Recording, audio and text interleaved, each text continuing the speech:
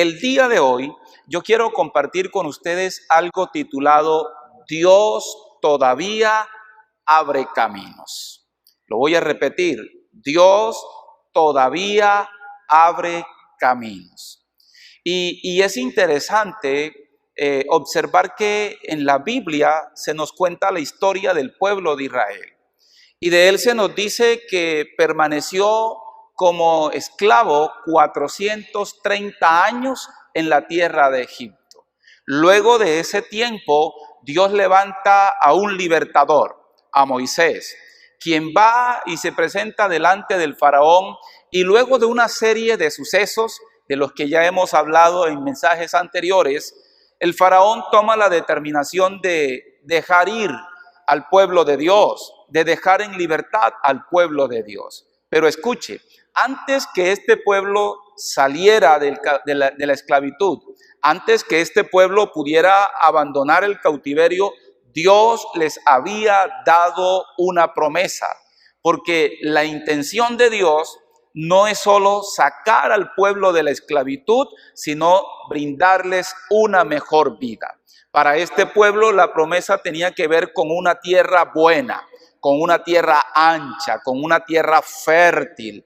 La Biblia describe la tierra que Dios prometió entregarles a ellos y a su descendencia como una tierra que fluía leche y miel.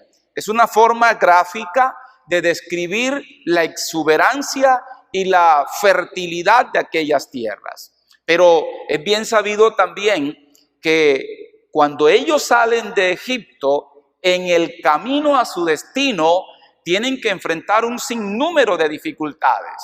Y una de las más significativas, una de las que más se menciona y quizá una de las más conocidas, tiene que ver con aquel episodio en el que ellos se encuentran acorralados, literalmente encerrados, sin escapatoria, porque de un lado tienen al imponente y profundo Mar Rojo, mientras que por el otro lado ellos tienen al ejército embravecido del faraón que había salido tras de ellos con la determinación de aniquilarlos. En ese momento, en esas circunstancias, Dios hizo que un fuerte viento viniera sobre las aguas del mar y las dividió en dos. Literalmente se hizo una pared de agua de un lado y una pared de agua del otro lado. Todo esto para que aquel pueblo que había salido de la esclavitud, que ahora se encontraba en una callejón sin salida, acorralados por su enemigo, tuvieran un camino. Dios a ellos les abrió un camino en medio del mar. Faraón quiso perseguirlos, pero ese camino que Dios abrió para su pueblo se cerró también para los egipcios. Y de esa manera Dios borró la memoria del faraón, de su ejército, de sus carros y de sus caballos. A este hecho histórico se refiere el profeta Isaías en el capítulo 43 de su libro. Cuando leemos Isaías 43, versículos 16 al 19, nosotros leemos lo siguiente: Yo soy el Señor, que abrió un camino a través de las aguas e hizo una senda seca a través del mar.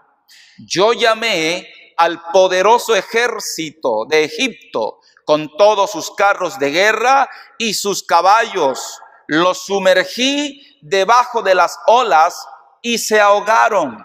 Su vida se apagó como mecha humeante.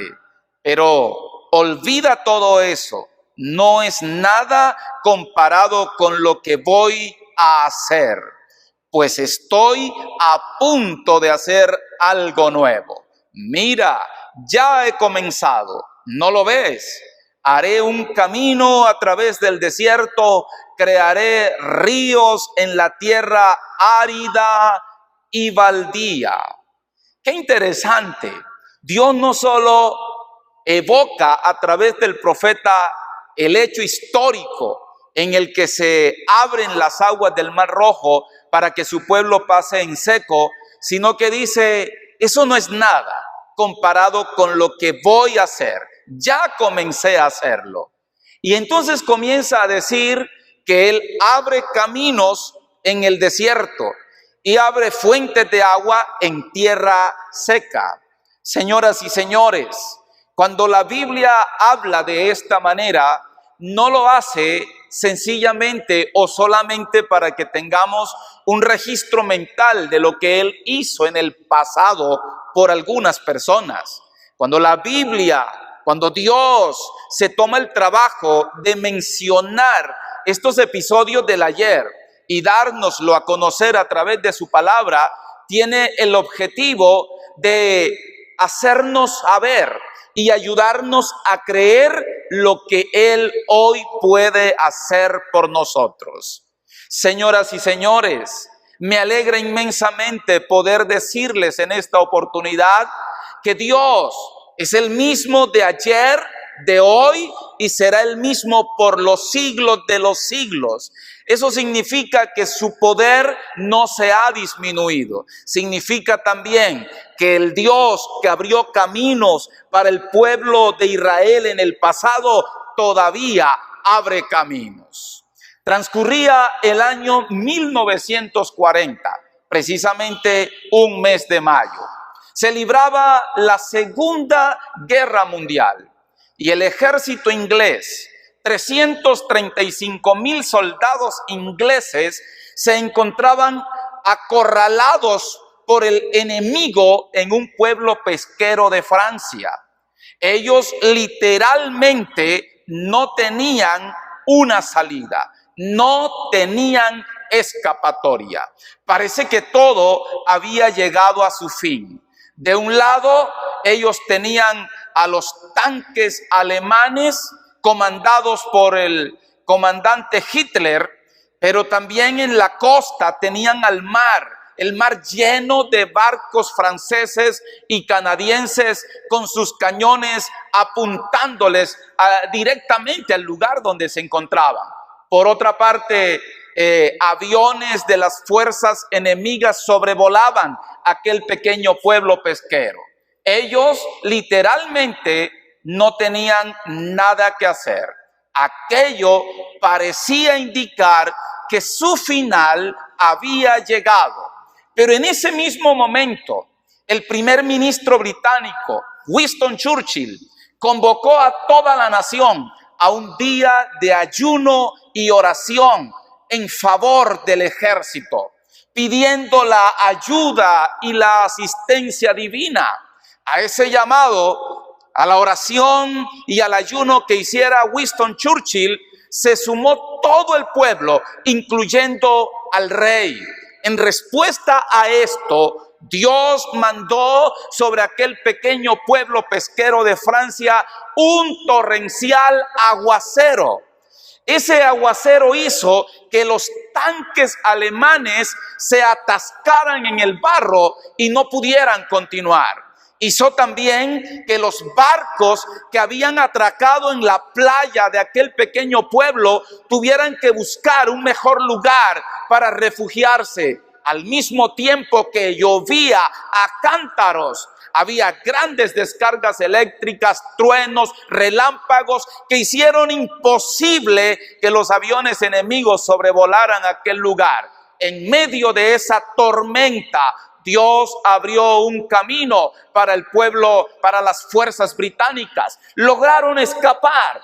Cuando todo pasó y Hitler con su ejército enojado vino a acabar con todos, no encontraron a nadie. ¿Sabe por qué? Porque Dios a ellos les abrió un camino.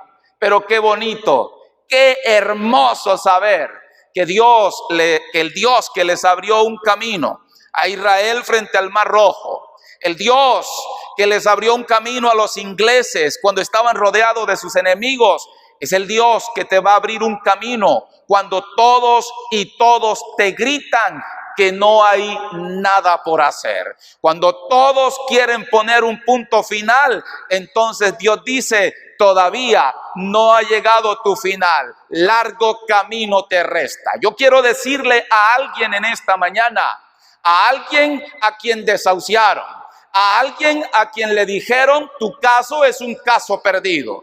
A usted que le dijeron, no hay nada que hacer. A usted vine a decirle en este día que Dios le abrirá un camino. No se preocupe la manera, no se preocupe cómo Dios lo va a hacer. Él es el Dios que abre caminos donde no los hay y que usa formas inusuales para bendecir y proteger a los suyos.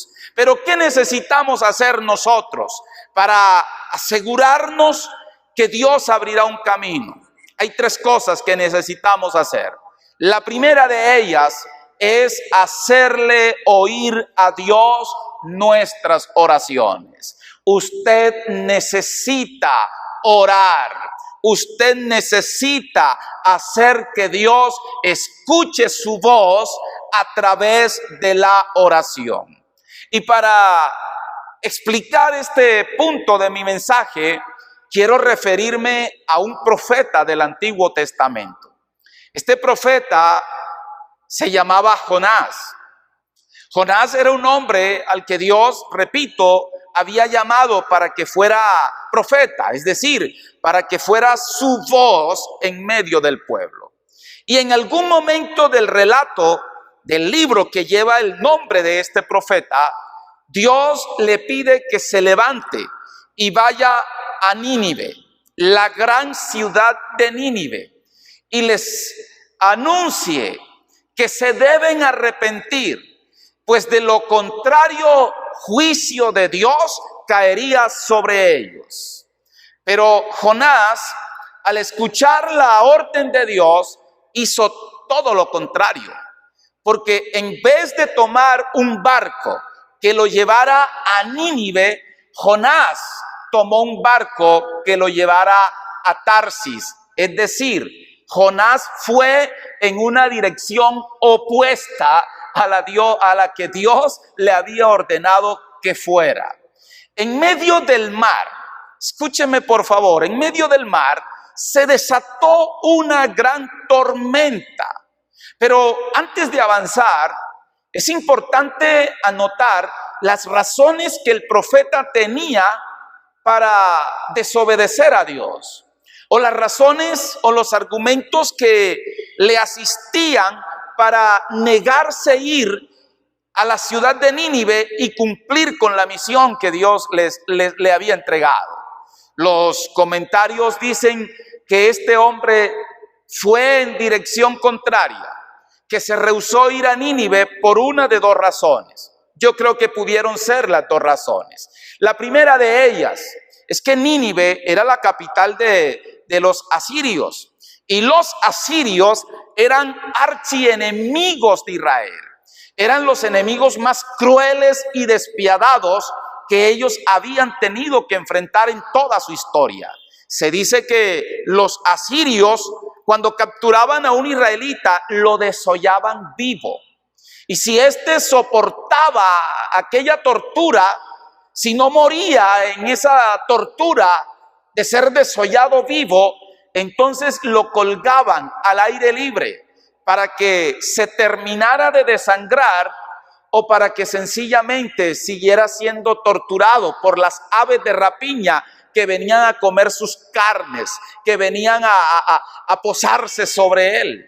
Jonás no quería ir, según algunos comentarios, a Nínive, porque tenía temor de ser víctima de los habitantes de aquella ciudad.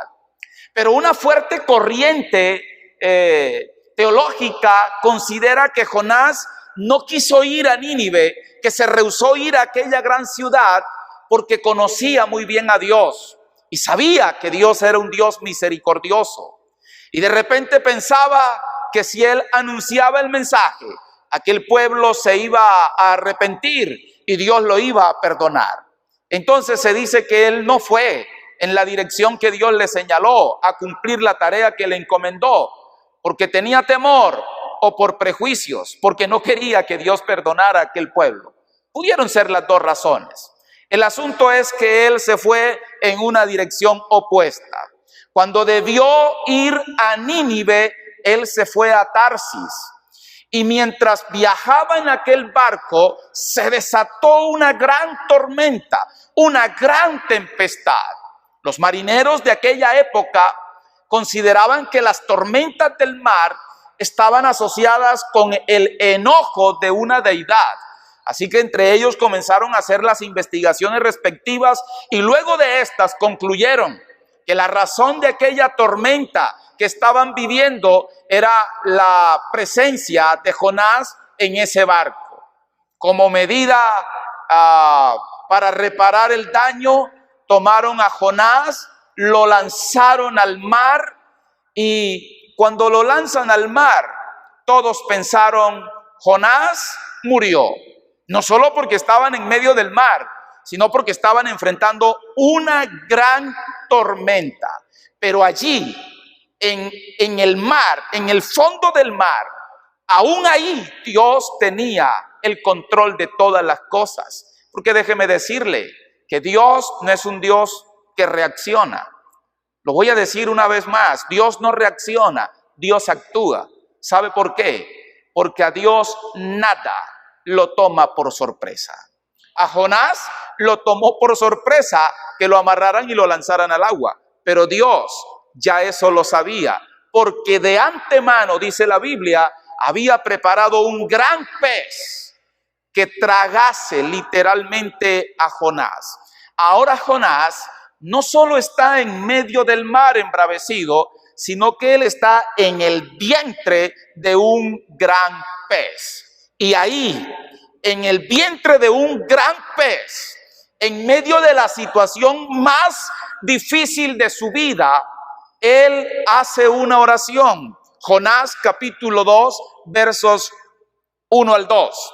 Entonces Jonás oró al Señor su Dios desde el interior del pez y dijo, en mi gran aflicción clamé al Señor y él me respondió.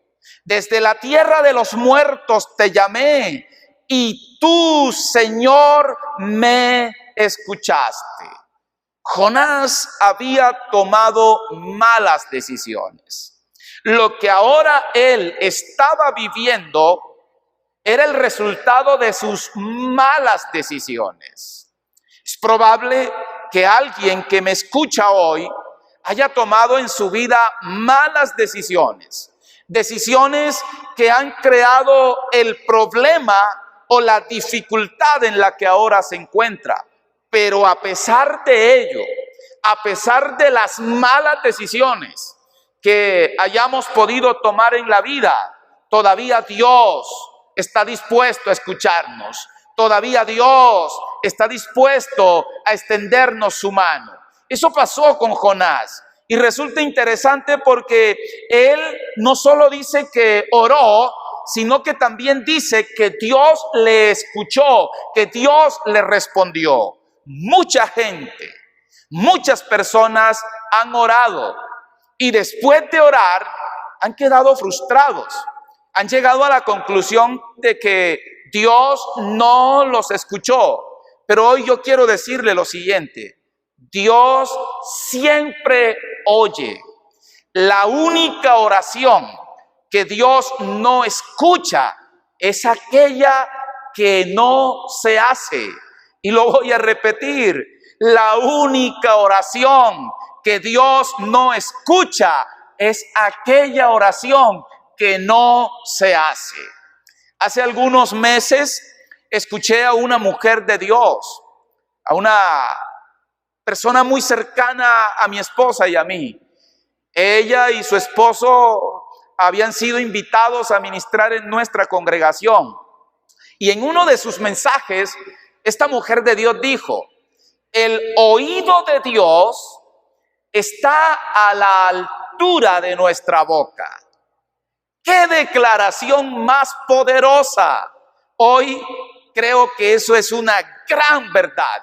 ¿Sabe por qué? Porque Dios no solo escucha nuestras oraciones, Dios escucha también nuestras conversaciones cotidianas. La Biblia nos deja ver que Él escuchó lo que conversaban los espías que hablaron mal de la tierra que fueron a reconocer.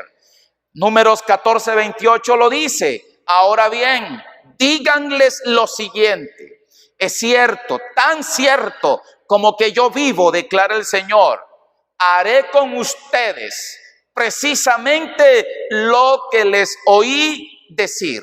Dios escuchó la conversación de estos espías. Había sido una conversación secreta, pero Él la escuchó, porque Dios lo escucha todo. Dios no solo los escuchó a ellos, sino que también escuchó lo que dijo Tomás cuando le contaron que Él había resucitado. Jesús había resucitado, algunos de los discípulos le habían visto. Cuando fueron a contarle a otros, Tomás, que se le reconoce en los evangelios como el más incrédulo de todos, tal vez por este episodio, dijo: si yo no lo veo, yo no creo. Yo tengo que tocar sus heridas, yo tengo que meter mi mano en la herida que tiene en su costado. Eso lo dijo hablando con los discípulos a puerta cerrada. Pero 8 días después, el Señor Jesús se les aparece y en esa ocasión el Señor le habla directamente a Tomás y le recuerda precisamente las palabras que Él había hablado a otros estando a puerta cerrada. Juan 20:27 dice: entonces le dijo Jesús a Tomás: pon tu dedo aquí y mira mis manos. Mete tu mano en la herida de mi costado. Ya no seas incrédulo, cree. Dios lo escucha todo. Aún nuestras conversaciones más triviales, Dios las escucha. Mateo capítulo 12, versos 36 al 37 dice: les digo lo siguiente, el día del juicio tendrán que dar cuenta de toda palabra inútil que hayan dicho.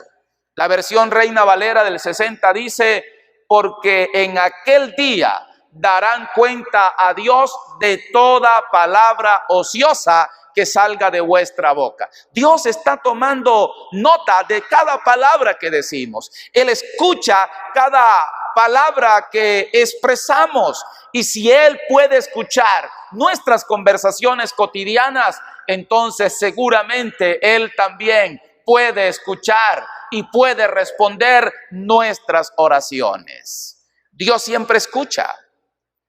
A Jonás lo escuchó cuando estaba en el fondo del mar, en el vientre de un gran pez. Dios siempre nos escucha, sin importar dónde y cómo nos encontremos. El problema o la razón por la que algunos se han frustrado después de orar es porque la mayoría de las veces la respuesta de Dios es diferente a la expectativa que nosotros tenemos. Pero déjeme decirle, Dios oye, pero Dios también responde. El asunto es que Él lo hace en su tiempo, a su manera y de acuerdo a su propósito.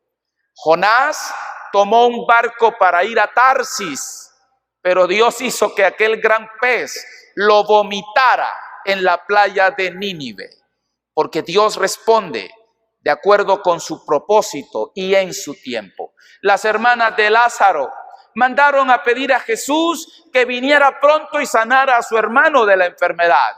Pero la Biblia dice que se quedó algunos días más en el lugar donde estaba. ¿Sabe por qué? Porque Él responde en su tiempo.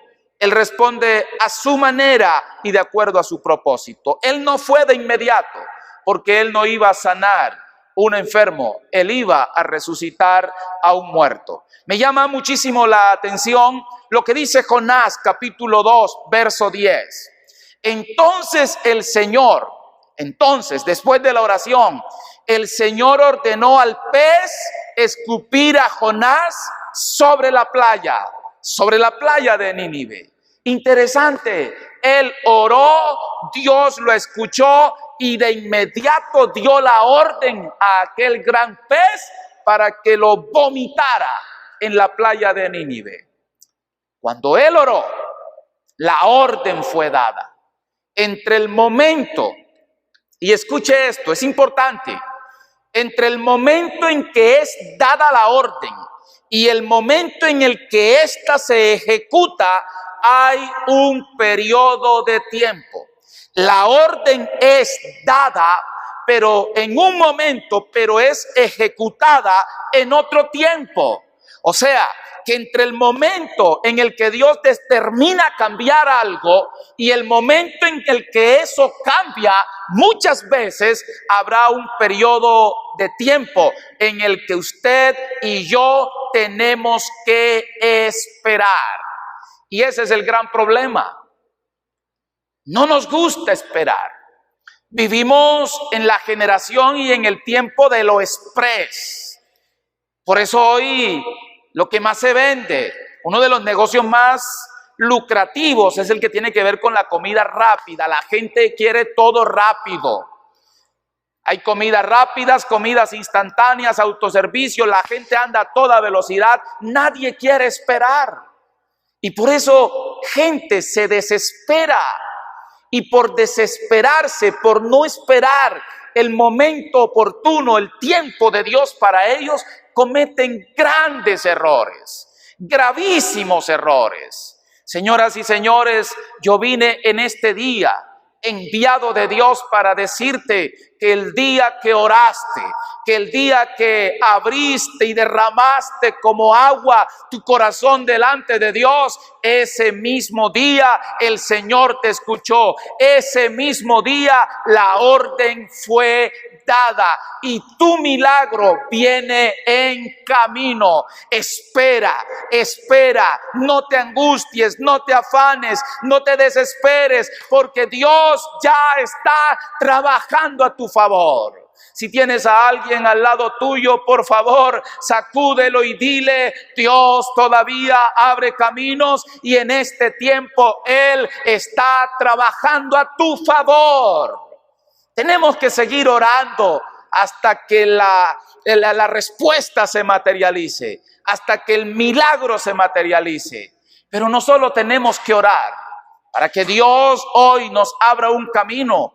Cuando todos y todo nos grita que es imposible, necesitamos, además de orar, estar dispuestos a abandonar nuestro camino. Y es que Dios no te puede mostrar su solución si usted se aferra a la solución que cree tener. Dios no le va a poder dar su respuesta si usted cree tener la respuesta. Necesitamos abandonar nuestro camino.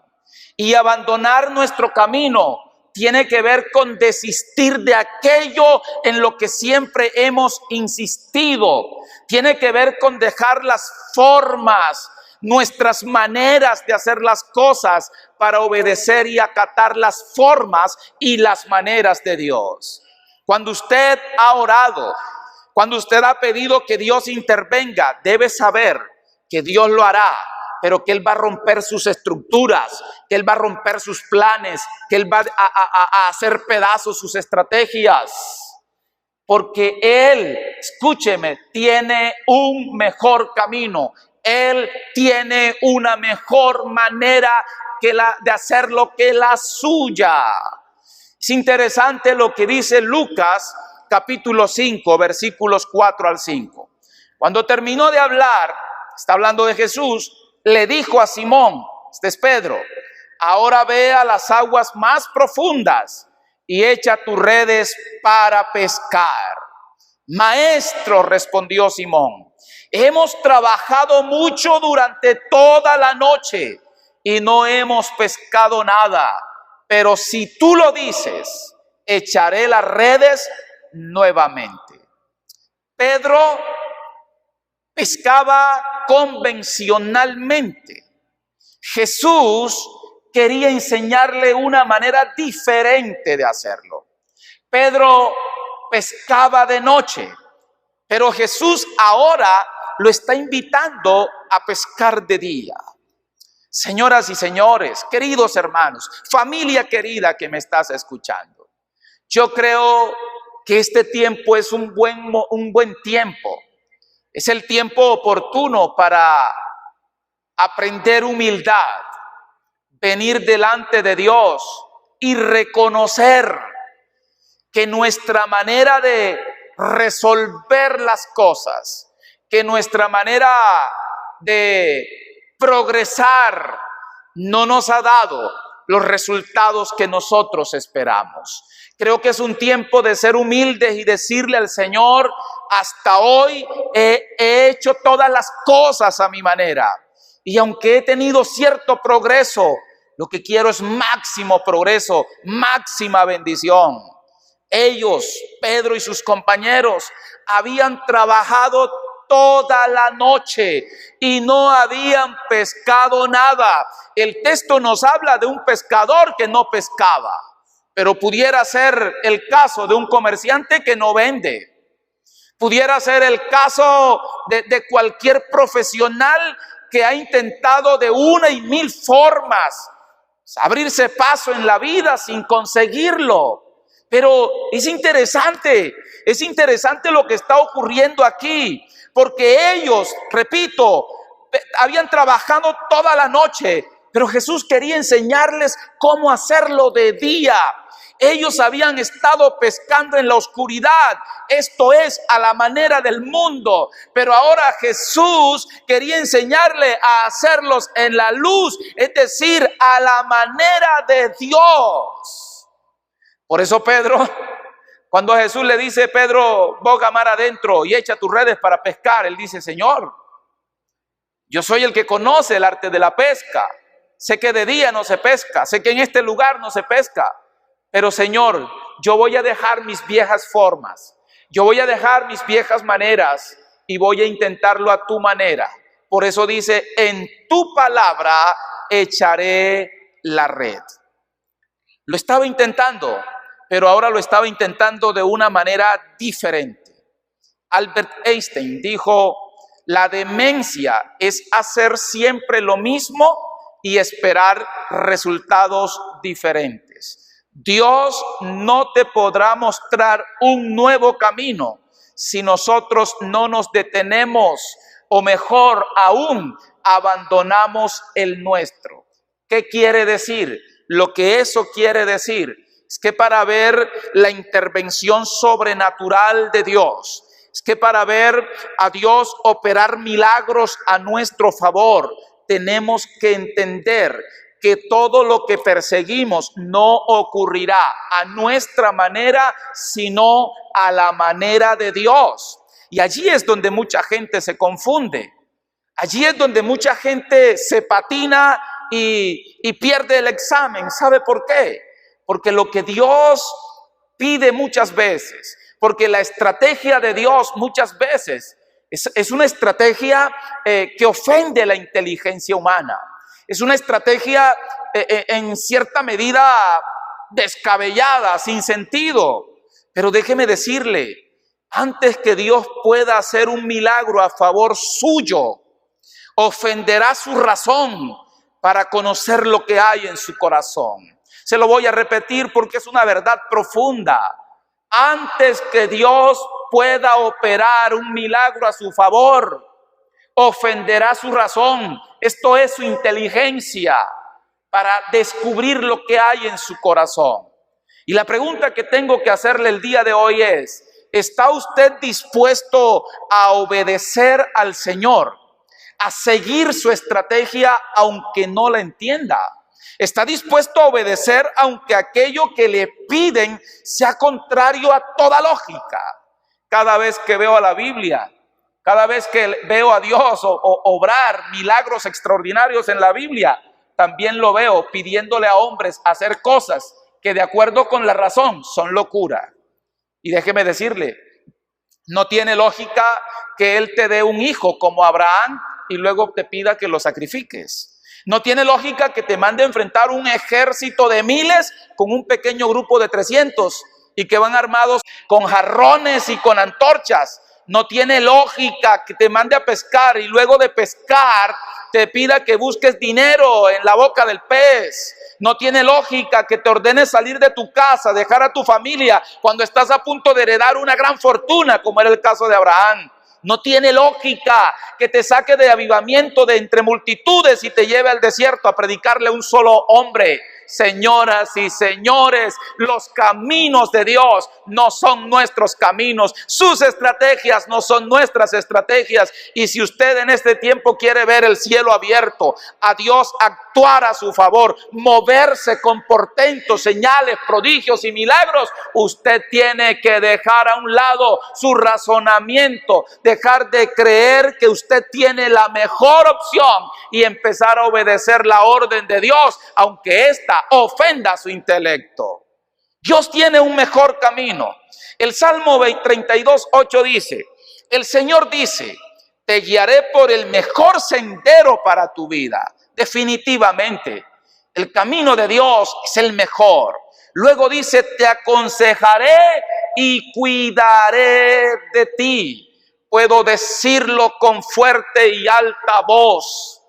El mejor camino siempre será el camino de Dios. Yo no entiendo. Y a veces me pregunto, ¿por qué la gente resiste el mensaje del evangelio? Porque algunos se burlan y critican al que decidió ser cristiano. ¿Sabe? Si le pone un poco de razonamiento a eso, no hay una respuesta razonable para ello. Porque pregunto, ¿el cristiano toma a un individuo y lo hace una mejor o una peor persona? La evidencia y los testimonios abundan. El peligro que corre alguien siguiendo el camino de Dios es volverse una mejor persona. Esto es, un mejor esposo, un mejor padre, un mejor hijo, un mejor ciudadano. Por razón del mensaje del evangelio, hoy no hay más personas en las cárceles. Por razón del mensaje del evangelio, hoy muchos jóvenes no hacen parte de pandillas. Otros han sido rescatados de ellas o de cualquier otra adicción. Señoras y señores, no hay razón para resistir el evangelio. Razonablemente no existe. Entonces, mis amados hermanos, hoy, una vez más, la invitación es para que abandonemos nuestro camino, nuestras viejas formas, nuestras viejas maneras de hacer las cosas y comencemos a hacerlo a la manera de Dios. Finalmente quiero decir que para que Dios nos abra un camino cuando todo y todos nos gritan que no se puede, necesitamos empezar a movernos por fe. Llega un momento de la vida en que tenemos que dejar de hablar de la fe y comenzar a actuar por fe, porque aquello que le da cuerpo o forma a la fe no son nuestras palabras, son nuestras acciones. A mí me gusta decir que la fe no es algo que tenemos, sino que la fe es algo que nosotros hacemos. Tengo que citar aquel pasaje de Marcos capítulo 2. Jesús está enseñando, una multitud ha llenado la casa, no cabe una sola persona en aquel lugar. De repente vienen 4 amigos trayendo a uno en una camilla que está paralítico, que no puede andar. Cuando tratan de entrar, la multitud no los deja. La gente no les permite entrar. Así que ellos se suben al techo, como pueden, abren un agujero y bajan al enfermo y lo ponen justo delante del Señor Jesús. Cuando ponen al enfermo allí, la Biblia dice literalmente así, Marcos capítulo 2, al ver Jesús la fe de ellos. La fe es algo que se puede ver, y aquello que deja ver la fe que tenemos no son las palabras que decimos, sino las acciones que tomamos. Mucha gente, permítame decirlo así, se llena la boca hablando de una gran fe, pero cuando llega el momento de actuar por fe, dan un paso atrás. Y a eso se deben los pobres, los paupérrimos resultados que están obteniendo. Porque fe es lo que mueve a Dios a nuestro favor. Dios responde a la fe de nuestro corazón. ¿Qué es caminar por fe? ¿Qué es caminar por fe? Caminar por fe es dar el primer paso, es atreverse a algo y esperar que Dios nos alcance en el segundo. Caminar por fe, escúcheme bien lo que voy a decir, muchas veces es ir en contra de aquello que en lo natural trataríamos de evitar.